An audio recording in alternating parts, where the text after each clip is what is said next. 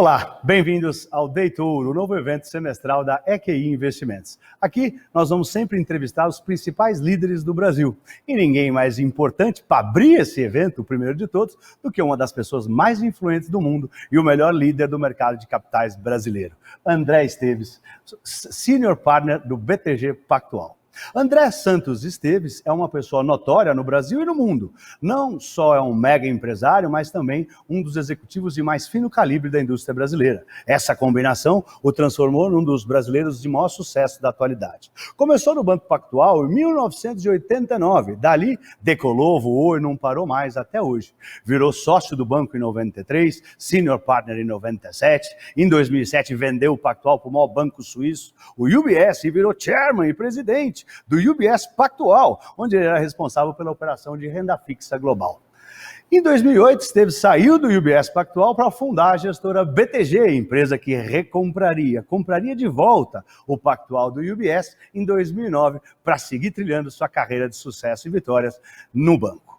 Desde que ele recomprou o Pactual de volta do UBS, o banco cresceu muito e se multiplicou várias vezes. Esteves já foi eleito banqueiro do ano pela World Finance em 2015, pessoa do ano pela Câmara do Comércio Brasileira e do Reino Unido em 2014, pessoa do ano pela Câmara Brasil-Estados Unidos em 2012 e uma das pessoas mais influentes do mundo pela Bloomberg em 2012. Além da atuação no mercado financeiro, Esteves é membro do Conselho da Conservation International desde 2012 e se dedica a projetos e instituições que ajudam a melhorar a educação, o meio ambiente e a saúde de todos nós. Esteves, muito obrigado pela presença aqui. Eu sei que foi longa, mas você merece, é muita coisa. Prazer enorme estar aqui. Valeu, Muito valeu, bom, André. Paulo. Então vamos lá, né? Esteves, você começou a sua carreira lá no antigo Banco Pactual, muito jovem, né? Cheio de sonhos e cheio de garra. A gente meio que regula de idade. E eu também estava no mercado e eu me lembro claramente que você, já muito jovem, era reconhecido pelo mercado como uma das apostas boas do Banco Pactual, que claramente se materializou mais do que a expectativa de qualquer um, né? E a gente tem visto o crescimento forte de investidores jovens. Eu vou entrevistar o Gilson Finkelstein aqui no Day Tour, o CEO da B3, né? E ele, conversando com ele ao telefone para convidar ele me disse que os jovens estão crescendo em número muito forte, muito expressivo na Bolsa de Valores, na B3. Que conselhos você daria para os jovens que estão começando hoje no mercado, tanto trabalhando como investindo? Bom, primeiro, prazer estar aqui com você, o Pablo, com todos os amigos da EQI. Olha, eu vejo primeiro com muito bons olhos a participação de jovens no mercado financeiro e na Bolsa de Valores. Eu acho que o Brasil ele caminha lentamente e se a gente continuar acertando mais do que errando, vamos continuar nesse caminho, que é um caminho de normalização. A gente tem um mercado de capitais muito desenvolvido e a gente está vivendo uma mudança significativa, quase tectônica, da maneira como a gente aloca poupança aqui no Brasil. E a gente está indo na direção certa, que o que era errado era o antes, onde 99% do patrimônio de todo mundo que tinha alguma poupança, não interessa se era uma poupança de 5 mil reais ou de 5 milhões de reais, era alocada no overnight com taxas de juros que eram as maiores do mundo. Na hora que a gente normalizou a taxa de juros, não interessa muito se ela é 2, se ela é 7, se ela é 5, mas ela foi para o mundo do um dígito. Eu acho que começou a necessidade de você ter um portfólio mais diversificado. E é aí que entra a importância da Bolsa de Valores. De um lado, de oferecer alternativas de investimento que sejam mais diversificados, mais direcionados para o médio e longo prazo, e de outro, de prover as companhias brasileiras com uma fonte de captação para fazer seus investimentos. Então, isso é funcionalidade da nossa economia e, em última instância, da nossa própria sociedade. Bacana, bacana. Recentemente, você e alguns sócios do BTG Pactual, lançaram um instituto de tecnologia inspirado em Stanford e no MIT, o Intelli, né, Instituto de Tecnologia e Liderança. Por conta da pandemia, muitos alunos estão deixando os seus estudos, estão deixando em segundo plano, alguns, né, por conta da questão financeira. Na sua opinião, quais são os principais problemas que o Brasil enfrenta para a formação de novos líderes e como que a Intelli pode ajudar a tentar solucionar esse problema? Bom, acho, o Pablo, esse é exatamente um dos objetivos da Intelli, né? Acho que eu, meu sócio, identificamos, existe um gap muito claro no Brasil de formação de mão de obra na área de tecnologia, em todos os seus escopos, né? Engenharia de software, ciência de dados, engenharia da computação, seja no mundo mais hard, no mundo mais software, no mundo mais data science, tem uma enorme carência de mão de obra. E eu acho que o Brasil só vai cobrir esse gap se a gente tiver gente qualificada para isso. Então, esse projeto é um projeto 100% filantrópico, bancado por nós. Eu acho que no futuro vários empresários vão participar dando bolsas de estudos. Agora a implementação é feita por nós, por sócios do BTG, e no fundo ele visa fechar esse gap de formação de mão de obra na área de tecnologia e fazer isso com classe mundial. Claro que tem universidades fabulosas nos Estados Unidos, tem boas universidades aqui no Brasil também, mas se a gente puder criar mais uma de classe mundial aqui no Brasil e focada nisso, vai ser muito bom. Agora, a Intelli não é só tecnologia, né? É Instituto, Tecnologia e Liderança. A gente tem a ambição de não só formar técnicos muito qualificados, mas também formar líderes. E, por isso, tem toda uma preocupação de ensinar empreendedorismo, ensinar que a riqueza é gerada a partir das 7 horas da manhã, quando a gente começa a trabalhar, ou seja, o setor privado gera riqueza, não adianta a gente ficar esperando uma solução mágica do governo, nós que temos que fazer as soluções e gerar emprego e renda, que não adianta a gente se desenvolver sem sustentabilidade, não adianta a gente não respeitar o Estado de Direito. Então, a gente quer ensinar, além de tecnologia, aquilo que é necessário para a formação e desenvolvimento de uma sociedade mais saudável. Então, se a gente puder formar líderes com esse mindset, eu acho que vai ter sido um sucesso e vai ter sido pleno a dedicação e o investimento feito nisso. Pô, muito legal, pô, parabéns. Isso é um dos melhores projetos do Brasil hoje. Desde que você recomprou o Banco Pactual do UBS, o BTG Pactual não parou de crescer. Você poderia contar um pouco dos planos do banco para os próximos 2 anos? Eu acho que os planos eles são anunciados aí a cada trimestre, quando o nosso CEO, o CFO anunciam os resultados e de tempo em tempo, quando a gente faz roadshows explicando para o mercado, né? Eu acho que a gente está vendo um fenômeno fantástico no Brasil, que é essa combinação, como a gente já falou aqui, né, de uma mudança estrutural no patamar de taxas de juros, combinado a mudança regulatória, em certo sentido, a própria mudança cultural, e, acima de tudo, uma mudança tecnológica, né, uma evolução de tecnologia que é cada vez mais barata, mais acessível, mais poderosa e mais usada. Então, esse caldeirão está provocando uma descentralização do sistema financeiro brasileiro, e eu acho que o BTG Pactual está muito bem posicionado para se beneficiar disso. Veja bem, eu acho que esse é um movimento altamente saudável, isso vai aumentar as alternativas para os consumidores, não só investidores, mas o consumidor de cartão de crédito, de poupança, de qualquer produto bancário, vão ter mais alternativas a melhores custos. A gente tem bancos sensacionais no Brasil que chegaram na posição que chegaram por mérito próprio, construíram isso, e agora vai ter um ambiente mais descentralizado. A gente está indo numa linha mais americana de desenvolvimento do mercado financeiro, que eu vejo como muito saudável para a sociedade. E, como eu disse, o BTG está bem posicionado para isso e a gente está com todos os motores nessa direção. Então, está indo bem, está se desenvolvendo bem. Então, estamos bem animados aí com o futuro dos próximos anos. É isso aí, vai Torinho! Falando um pouco do cenário macroeconômico, você já falou um pouco aí, né? Mas a gente está vendo aí as dificuldades que o país está enfrentando para enriquecer a economia, principalmente por conta do coronavírus. É claro que a gente tem todo um problema, uma situação com muitos problemas estruturais. Em quanto tempo você acha que o Brasil pode voltar a gerar emprego com maior intensidade, a reaquecer a economia, né? Que atitudes o Banco Central, junto com o Ministério da Economia, poderia tomar para tentar ajudar o Brasil a voltar a crescer? Olha, tem várias partes essa sua pergunta. Primeiro, eu acho que o Brasil foi um dos países mais agressivos na resposta à crise. Eu digo agressivo positivamente falando, né? O Brasil criou um programa de apoio à sociedade muito ambicioso, muito rigoroso, comparável só ao que foi feito nos Estados Unidos. Pouquíssimos países fizeram mais do que o Brasil, seja do ponto de vista relativo ou mesmo do ponto de vista absoluto. Só os Estados Unidos, na verdade, nos dois casos. Outros países emergentes, nenhum fez um apoio à sociedade tão importante quanto o Brasil. A consequência disso foi que a gente teve uma queda do produto mais baixa do que a maioria dos países, né? Ano passado, com toda a crise, o Brasil vai cair 4,1%, ou caiu 4,1%. 4,1%. A FMI falava 9%, né? Exatamente. Só os Estados Unidos e a China, por motivos diferentes, performaram melhor do que o Brasil. Esse ano a economia vai crescer alguma coisa, pode ser 3%, pode ser 4%, pode ser 3,5%, alguma coisa nessa magnitude. Então, acho que isso foi muito bom.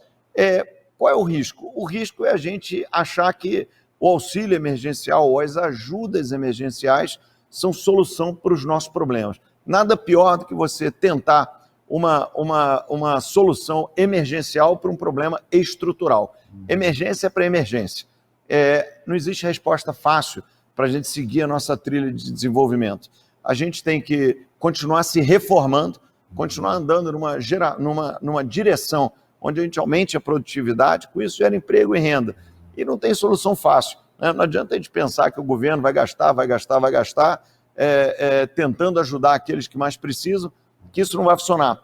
Isso vai acabar criando inflação e vai prejudicar exatamente aqueles que a gente quer mais ajudar. Então, eu espero que as nossas lideranças políticas tenham a consciência e principalmente a responsabilidade de entender esse momento. Feito o auxílio, a pandemia vai passar. Acho que a gente se atrasou um pouco na vacina, mas estão corrigindo isso daqui. Então, uma hora vão conseguir vacinar a população e aí isso vai passar. Tudo indica que a gente vai ter um ano que vem mais normalizado. Agora, o que a gente não pode deixar acontecer é deteriorar demais as finanças públicas, porque senão a carga em cima das futuras gerações vai ser muito grande. Ou, pior ainda, a gente pode entrar num caminho de outros países que não conseguiram honrar seus compromissos e criaram uma fonte de pobreza enorme, né? Está aí a Argentina com inflação acima de 40% e entrou numa espiral negativa, né? Não consegue sair disso. Acho que é isso que a gente tem que evitar. E se a gente tiver responsabilidade política, acho que nenhum político quer ser responsável por levar o país na direção da Argentina. Então é isso que a gente tem que fazer e eu acho que a gente vai acabar indo por esse caminho. Tá bom. A inflação tem teimosamente vindo acima do esperado, né? O IPCA, que é o índice oficial que o Banco Central leva em consideração para tomar as decisões de juros, já está com alta acumulada de 6,10% nos últimos 12 meses, né? Ou seja, estourou o teto da meta de 5,25%. Né? É algo que não acontecia há muitos anos, 4 anos. Tá? Na sua visão, quais são os principais motivos? Auxílio emergencial, imagino que seja um, mas tem outros motivos que você enxerga, né? E como solucionar a inflação? Eu acho, primeiro vamos lembrar, a meta brasileira ela é gregoriana, né? Então a gente está vivendo um pico de inflação em 12 meses, ainda vai subir um pouquinho até junho, julho, e depois ele vai voltar para alguma coisa que muito provavelmente vai ser dentro da meta, que é de 5,25 para o ano gregoriano 2021. Então, espero que a gente não estoure a meta, a gente transitoriamente vai ficar acima e depois deve voltar. Acho que o Banco Central, ele já... A principal fonte de pressão da inflação tem sido a desvalorização do real. Então, o dólar forte está criando essa pressão de diversas naturezas, né? E tem um segundo componente, que é uma dinâmica internacional de preço de commodities alto, que é positiva para o Brasil. Se você olhar o preço dos principais produtos que o Brasil exporta em commodities em reais, estão todos perto do all-time high histórico. Doutor de ouro. Né? Exatamente. Então, seja da proteína, seja a carne, seja o ovo, das commodities minerais, como o minério de ferro, ou os grãos, como milho,